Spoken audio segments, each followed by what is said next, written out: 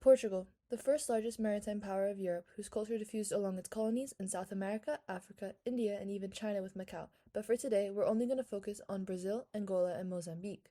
Now, Portugal is known for egg tarts, DJing bishops, and of course the GOAT, Cristiano Ronaldo. But during 1750 to 1900, Portugal experienced significant shifts in its national identity and territorial expansion. In the 18th century, Portugal, once a dominant maritime power, faced challenges with imperial ambitions. With the decline of its colonial empire, even though everyone copied them in their boats, Portugal sought to redefine its national identity and regain its former glory through nationalism and imperialism. Competition has always been a key part of European culture, each kingdom fighting to gain power and basically be better than the rest. Due to the rise of Enlightenment values giving birth to rising ideas of nationalism throughout Europe, many kingdoms became nations and raced for power and national identity. But what really is nationalism? As described in our textbook, nationalism is the focusing of citizens' loyalty on the notion that they are part of a nation with a unique culture, territory, and common experience, which merits an independent political life, first became a prominent element of political culture in 19th century Europe and the Americas. Portuguese nationalism, like many others, was a manifestation of national pride, driven by a desire to preserve and promote Portuguese culture, language, and values in face of changing times and challenges. Nationalism also created a new sense of internal unity and strengthened the sense of belonging to the Portuguese nation among Portuguese citizens. As many other European nations such as England became more and more liberal, Portuguese citizens wanted the same and sparked the Liberal Revolution of 1820, where the people fought for greater representation in government, equality, and the response for the royal family. At the same time, Portuguese nationalism and every other European nation wanting to colonize fueled further imperialism, which was described in our textbook as state policy, practice, or advocacy of extending power and dominion, especially by direct territorial acquisition or by gaining political and economic control of other areas. First, let's look at Brazil, the jewel of Portugal's colonial empire. With its fertile lands and abundant resources, Brazil has long been a cornerstone of Portuguese prosperity. From the bustling streets of Rio de Janeiro to the remote Amazon rainforest, Portuguese culture and traditions have left a huge mark on this vibrant land. They even think they're better than them in soccer now. At first, Portugal was greedy. From the moment of its arrival on Brazilian shores, they subjected the indigenous people to forced labor, cultural assimilation, and violence in the pursuit of wealth and power.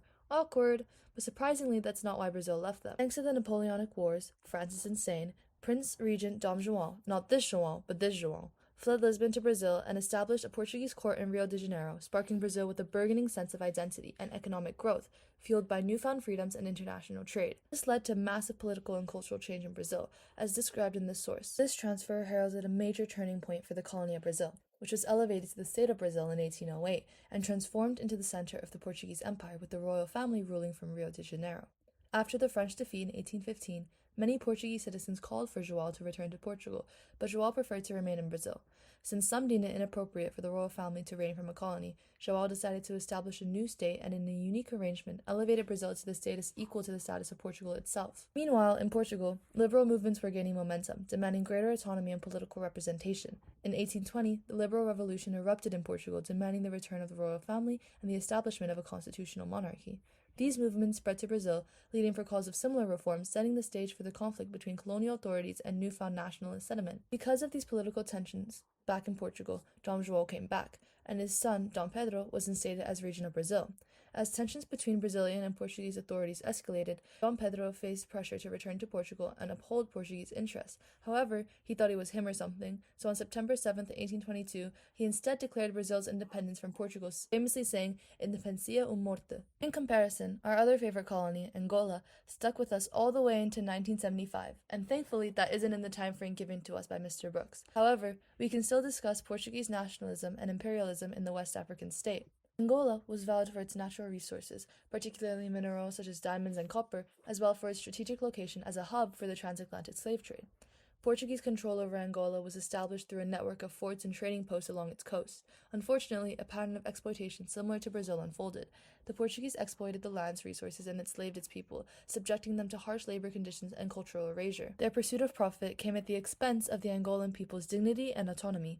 To demonstrate the extent of which these two colonies' exploitation was intertwined is a quote from Slavery and Anti-Slavery, a transnational archive. The Portuguese colony of Pernambuco, Brazil, for example, received all of its slaves from Angola, as did the Spanish colony of New Spain. The first generations of Africans in North America and the Caribbean were also largely from Angola. But don't get me wrong, Portugal's ambitions in Angola were not solely driven by economic interests, but they also saw themselves as bearers of a noble, but not really, mission, bringing the light of Christianity and European civilization to the peoples of Africa. Okay. Of course, Angola resisted, as they should, and the Angolan resistance, rooted in a deep sense of national identity and pride, manifested through various forms of defiance, including armed uprisings, sabotage, and the preservation of indigenous cultures. Their steadfast resistance to the Portuguese colonial rule underscored the inherent complexities and injustices of their imperial project, forcing them to confront the limitations of their power and the legitimacy of their presence in Angola.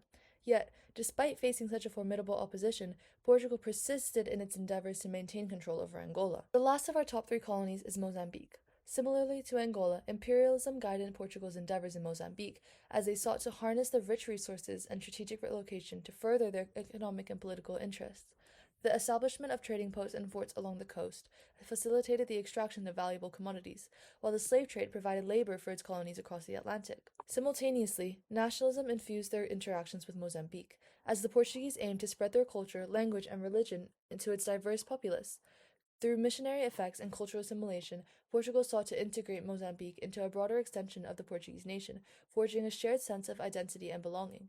Efforts to have an influx of Portuguese culture diffused into Mozambique was met with unhappy reactions. One account describing scandals concerning African forced labor and debt had aroused international media attention and League of Nations investigations, and Lisbon feared the loss of Portuguese sovereignty in Angola and Mozambique.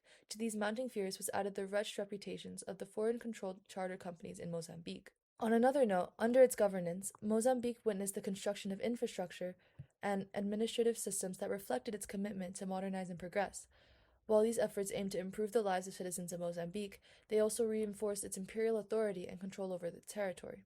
Rightfully so, Portugal's imperial ambitions were met with resistance, as indigenous leaders and communities challenged its dominance and asserted their rights to autonomy and self-determination. In response, the Portuguese employed measures of forced assimilation to maintain its grip on power, safeguarding its imperial legacy in Mozambique. Unlucky. Anyways, Portugal's headstrong imperialism and nationalist goals led to their colonies not loving them, even though, if I'm being so honest, they deserved it.